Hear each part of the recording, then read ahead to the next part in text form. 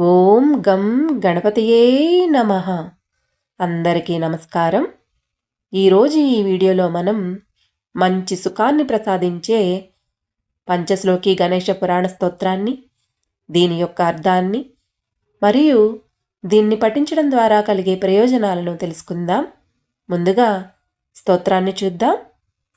శ్రీ విఘ్నేశ పురాణ సారముదితం వ్యాసాయ ధాత్రాపురా తత్కండం ప్రథమం మహాగణపతేశ్చోపాసనాఖ్యం యథా సంహర్తుం త్రిపురం శివేణ గణపస్యాదౌ కృతం పూజనం కర్తుం సృష్టిమిమాం స్తుతః స విధినా వ్యాసేన బుద్ధ్యాప్తయే.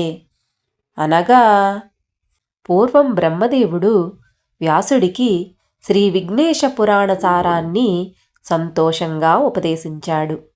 ఆ పురాణంలో మొదటి భాగం మహాగణపతి ఉపాసన గురించి వివరిస్తుంది. త్రిపురాసుర సంహారం చేసే ముందు శివుడు ముందుగా గణపతిని పూజించాడు. ఈ సృష్టిని చేయడానికి బ్రహ్మదేవుడు గణపతిని స్తుతించాడు. వ్యాసుడు కూడా బుద్ధిని పొందడానికి ఆయనను స్తుతించాడు.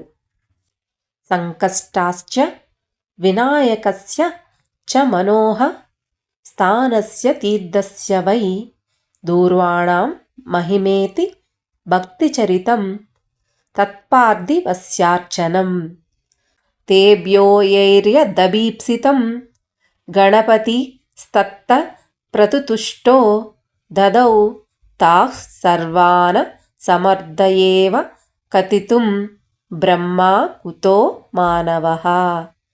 అనగా సంకష్టహార చతుర్థి వ్రతం యొక్క గొప్పతనాన్ని, వినాయకుని పుణ్యస్థలాల గురించి, గరిక యొక్క మహిమ గురించి మరియు ఒక రాజు చేసిన పూజ చరిత్ర గురించి చెప్పబడింది.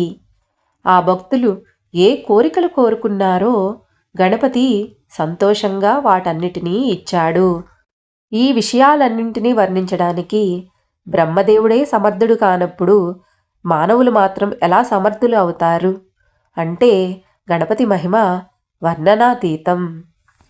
క్రీడాకాండమతో వదే కృతయుగే శ్వేతచ్చవిః కాశ్యపః సింహాంకః స వినాయకో దశభుజో భూత్వాత కాశీం యయౌ హత్రా తత్ర నరాంతకం తదనుజం దేవాంతకం దానవం త్రేతాయాం శివనందనో రషభుజో జాతో మయూరధ్వజః.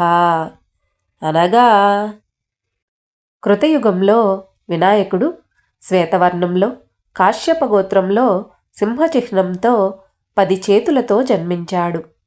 ఆయన కాశీకి వెళ్ళి అక్కడ నరాంతకుడు మరియు అతని సోదరుడైన దేవాంతకుడు అనే రాక్షసులను సంహరించాడు.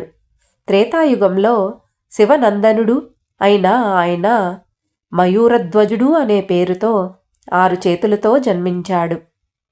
హత్వాతం కమలాసురం చ సగణం సింధుం మహాదైత్యపం పశ్చాత్ సిద్ధిమతీసుతే కమలజస్తస్మై చ జ్ఞానం దదౌ ద్వాపారేతు గజాననో యుగభుజో గౌరీసుతః సింధురం సమ్మర్ద్య స్వకరేణ తం నిజముఖే చాకుధ్వజో లిప్తవాన్.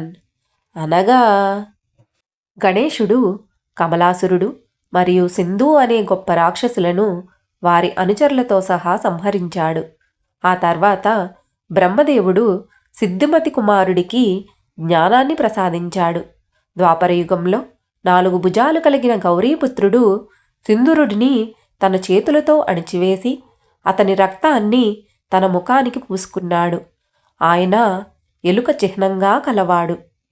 గీతాయా ఉపదేశ ఏవ హి కృతో రాజ్ఞే వరేణ్యాయ వై తుష్టాయాత చ ధూమ్రకేతురభిదో విప్రః సధర్మర్దికః అశ్వాంకో ద్విభుజోసితో గణపతిర్మ్లేచాంతకః స్వర్ణదః క్రీడాకాండమిదం గణస్య హరిణా ప్రోక్తం విధాత్రే పురా. అనగా గీతోపదేశం వరేణ్యుడు అనే రాజుకు ఇవ్వబడింది. సంతృప్తి చెందిన ధూమ్రకేతువు అనే బ్రాహ్మణుడు ధర్మసంపన్నుడు. గుర్రపు చిహ్నం కలిగిన 2 చేతులున్న తెల్లని గణపతి దుర్మార్గులను అంతం చేసేవాడు మరియు సంపదను ఇచ్చేవాడు. ఈ గణేశుని క్రీడాకాండం పూర్వం బ్రహ్మదేవునికి విష్ణువుచే చెప్పబడింది. ఏతచ్శ్లోక సుపంచకం ప్రతిదినం భక్త్యా పఠేద్యః పుమాన్ నిర్వాణం పరమం వ్రజేత్స సకలాన్ భుక్త్వా సుభోగానపి. అనగా ఎవరు ఈ 5 శ్లోకాలను ప్రతిరోజు భక్తితో పఠిస్తారో వారు మంచి సుఖాలను అనుభవించిన తర్వాత పరమ మోక్షాన్ని లేదా ముక్తిని పొందుతారు. ఓం గం గణపతయే నమః.